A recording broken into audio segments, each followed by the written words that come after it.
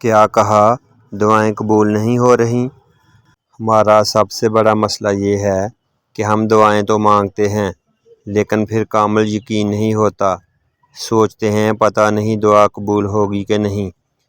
نبی صلی اللہ علیہ وآلہ وسلم کا ارشاد ہے کہ اللہ تعالیٰ فرماتا ہے کہ میں اپنے بندے کے ساتھ اس کے گمان کے مطابق چلتا ہوں۔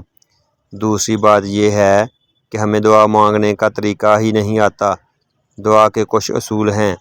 جب بھی دعا مانگنی ہو تو کوشش کریں کہ تنہائی اختیار کی جائے اور 2 رکعت صلاۃ حاجت پڑھ کے ایک دفعہ سورۃ فاتحہ، ایک دفعہ سورۃ اخلاص، ایک دفعہ درود ابراہیمی پڑھ کے دل اور دماغ کو حاضر کر کے اللہ تعالیٰ سے ہم کلام ہو جائیں اور یہ یقین بنائیں کہ نہایت مہربان اور شفیق رب انتہائی قریب سے مجھے سن رہا ہے۔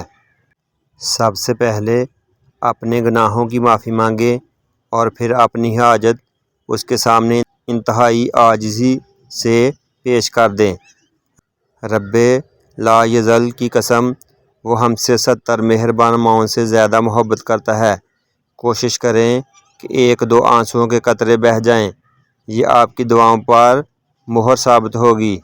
اور آخر میں درود ابراہیمی پڑھیں، جتنا زیادہ پڑھ سکتے ہیں، کیونکہ درود شریف ایسی عبادت ہے کہ یہ کبھی بھی رد نہیں ہوتی اور اس کے درمیان جو کچھ بھی مانگا جائے اس کی برکت سے وہ بھی قبول ہوتی ہے۔